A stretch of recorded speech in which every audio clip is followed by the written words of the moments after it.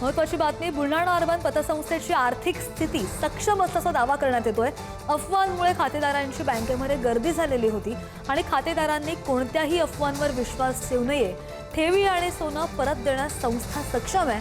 संस्थापक अध्यक्ष राधेश्याम चांडक यांनी सभासदांना असं आवाहन केलं। बातमी पाहतोय बुलढाण्यामधून। बुलढाणा अर्बनचे संस्थापक अध्यक्ष राधेश्यामजी चांडक सध्या आपल्यासोबत आहे।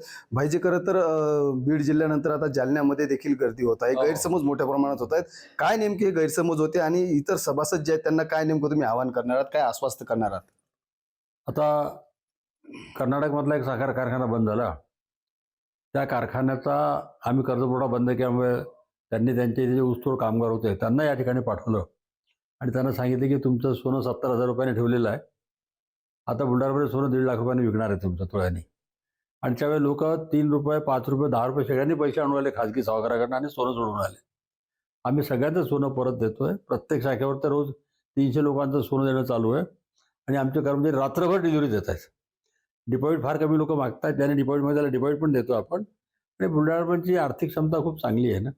400 गोडाऊन आहेत, 11 कोल्ड स्टोरेज आहेत, 22 शाळा आहेत आणि 4,000 कोटीची कॅश लिक्विडिटी आमच्याकडे आज। 5,000 कोटीचं सोनं आहे, 1,500 कोटीचं धान्य आहे। याच्यापेक्षा कितीतरी कमी पैसे लोकांचे आमच्याकडे आहेत। एका 2 दिवसात तर सगळ्यांचे पैसे आम्ही परत करू शकतो। इतकं चांगलं 40 वर्षी तपश्चर्या आहे की 1-2 दिवसात थोडी बुलढाणा अर्बन उभी राहिलेली आहे। परंतु पुणे जिल्ह्यामध्ये काही कर्मचाऱ्यांना आम्ही निलंबित केलं आणि कर्नाटकच्या त्या कारखान्याचं कर्ज थांबवल्यामुळे त्याच्यामुळे हा सगळा प्रॉब्लेम उभा झालेला आहे, बाकी काहीच नाही। बुलढाणा अर्बन या पतसंस्थेची आर्थिक स्थिती जी आहे ती अतिशय सक्षम आहे आणि त्यामुळे कुठल्याही सभासदांनी घाबरून जाऊ नये, कुठल्याही अफवांवर विश्वास ठेवू नये, अशाच पद्धतीचं आवाहन जे आहे हे बुलढाणा अर्बनच्या परिवाराच्या वतीने जे आहे ते करण्यात येत आहे। संदीप वानकडे, पुढारी न्यूज, बुलढाणा।